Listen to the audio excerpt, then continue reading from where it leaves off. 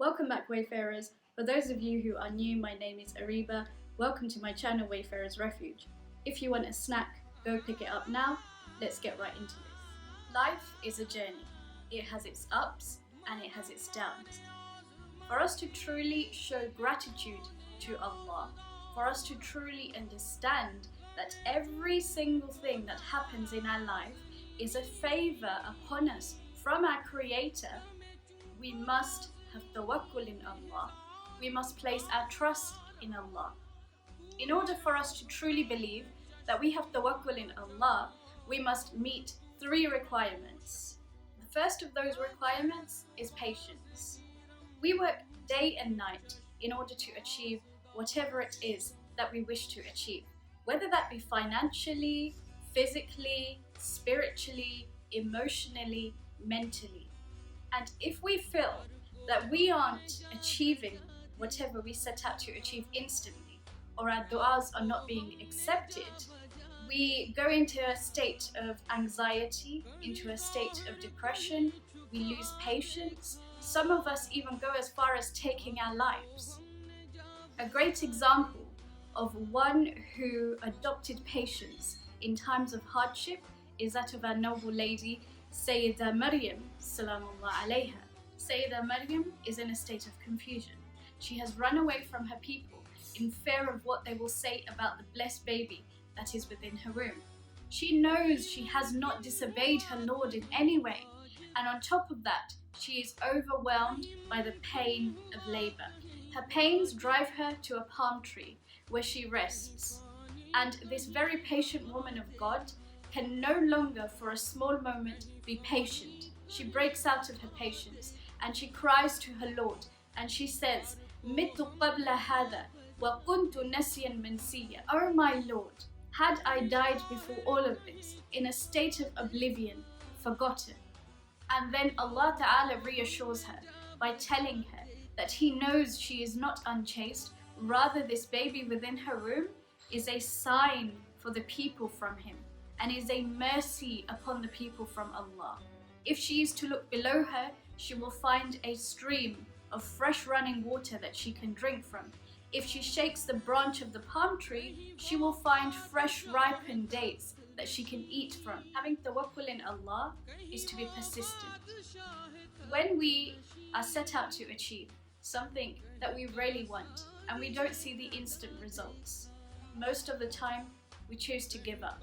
We no longer wish to put in the hard work and the effort that we were putting in. A great example of one who is persistent in times of severe hardship is that of Sayyidina Nuh alayhi salam. Sayyidina Nuh alayhi salam preached for 950 years, generation after generation, and only a handful of people accepted his message. On top of that, Sayyidina Nuh alayhi salam was instructed by Allah Ta'ala to construct an ark in the middle of land for a several number of years. Every time the disbelievers would walk past him, they would mock him and they would question him and they would say, "How on earth are you going to move this ark that you are constructing in the middle of land onto the sea?" But it was the persistence and the tawakkul in Allah which saved Sayyidina Nuh alayhi salam and his handful of people from the great flood that destroyed many lives, that caused much destruction. And the final requirement of truly having tawakkul in Allah is to have courage.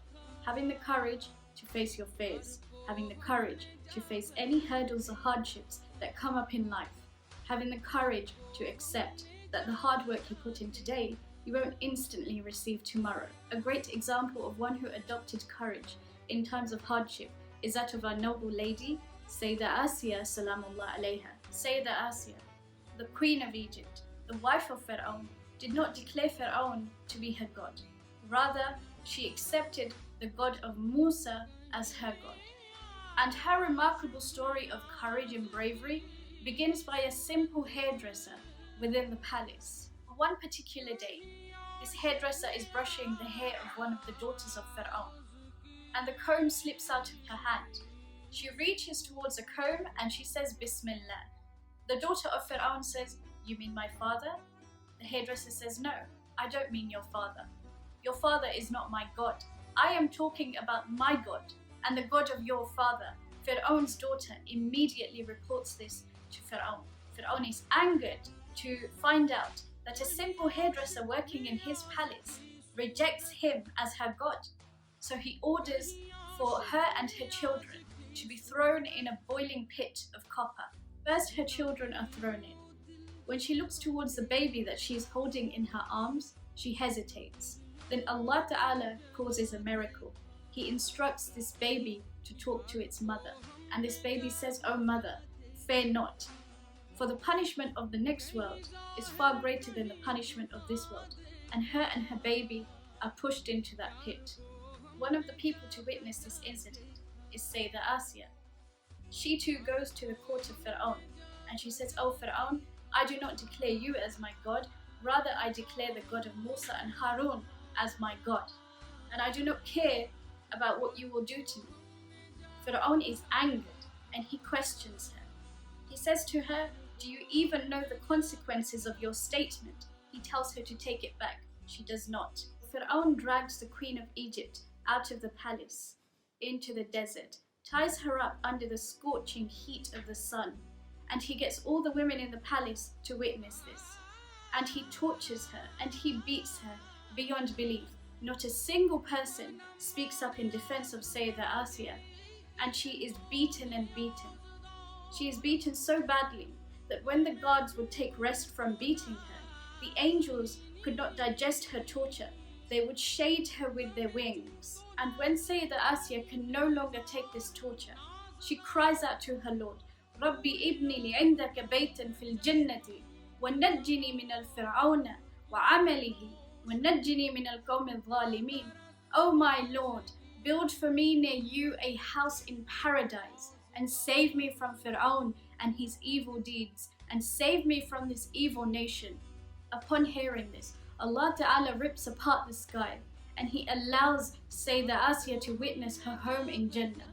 Upon seeing her palace, she laughs uncontrollably and she smiles. Fir'aun is angered, he is confused. He cannot understand that despite Sayyidah Asiya being beaten and tortured beyond belief, she is happy. So he orders for his guards to tie her to the bottom of the highest cliff and to throw on top a boulder. Before any of this can happen, Allah Ta'ala takes away the life of Sayyidah Asiya. In trying to make a lesson of Sayyidah Asiya for the women in the palace, it is actually Fir'aun who has become a lesson for mankind until the last hour.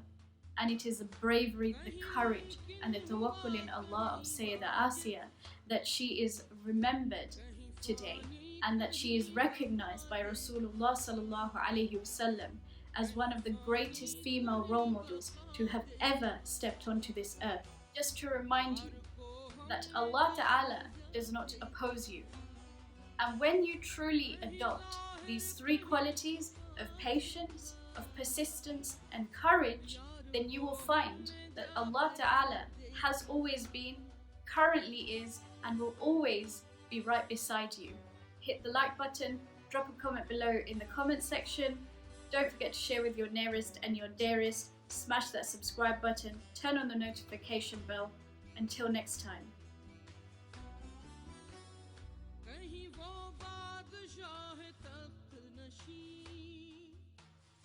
कहीं वो बादशाह तख्त नशीं